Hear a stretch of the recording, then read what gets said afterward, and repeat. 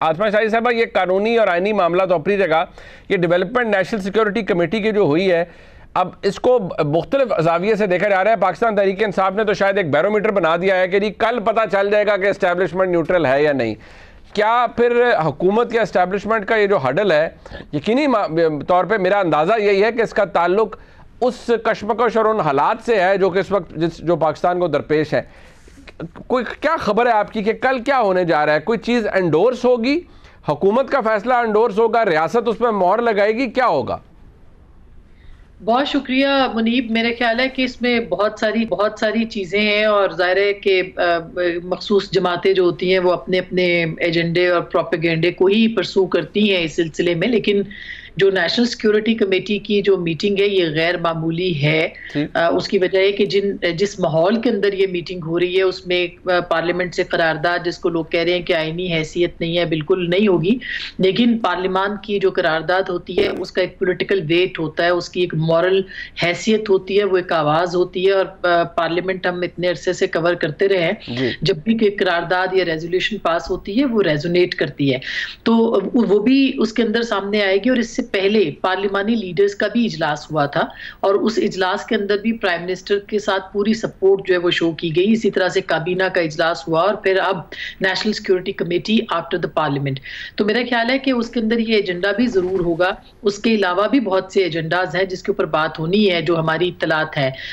कल army chief की और प्राइम मिनिस्टर की भी मुलाकात हुई। और जहां तक न्यूट्रलिटी का मामला है तो देखिए, एस्टेब्लिशमेंट या फौज जो है वो न्यूट्रल नहीं रह सकती, उसको आइन के तहत जो है वो हुकूमत के अंडर ही होना होता है और वो उसकी ताबे होती है, वो उसके अंडर काम करती है चीफ एग्जीक्यूटिव के।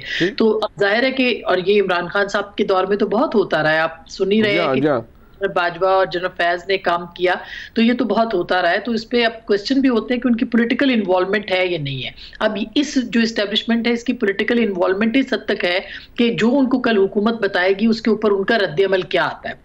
तो रद्द-ए-अमल जो कि हमें लग रहा है इस वक्त, वो स्टेट के तमाम इदारे जो हैं वो इस वक्त हुकूमत के साथ खड़े नजर आ रहे हैं कि वो उस मामले को देखें जिस मामले के ऊपर जाना है। और सिर्फ ये नहीं बल्कि इकॉनमी और जो बाकी चीज़ें हैं, क्योंकि आगे 10 अप्रैल के बाद ये पैसों का मामला अपनी जगह पे है, लेकिन 10 अप्रैल को ही जो है वो सुनने में आ रहा है कि IMF के साथ जो डील है या उसके ऊपर जो डायलॉग है वो आगे बढ़ेगा। तो ये काफ़ी क्रूशल टाइम है जब कोर्ट खुद भी बैठी होगी। तो इस पूरे मामले को सिर्फ यहाँ तक नहीं देखना कि किसी जमात के इलेक्शन कराने या ना कराने का मसला है, बल्कि ये भी देखना है कि फंड्स के अलावा भी कि पाकिस्तान को बहैसियत स्टेट जो है वो अपनी इकॉनमी और अपनी मईशत से कैसे निकलना है। तो मेरा ख्याल है कि कल की जो मीटिंग है उसके अंदर ये सारा सिनेरियो जो है वो देखा जाएगा।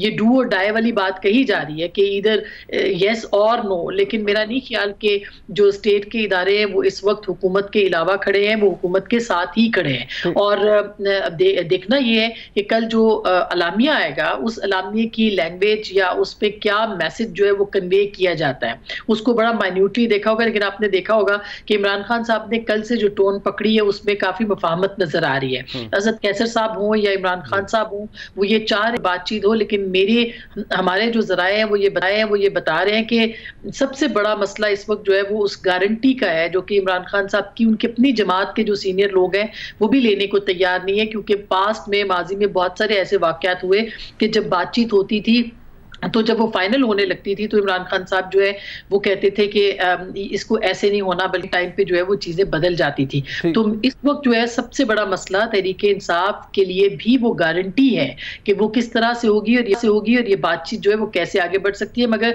कल की मीटिंग बहुत इंपॉर्टेंट बिल्कुल है। उसकी वजह ये कि एक नैरेटिव स्टेट का, not the government but the states narrative जो है वो इवॉल्व होकर सामने आएगा इस मसले के ऊपर। ये अपनी जगह आपने इसकी अहमियत बहुत ज्यादा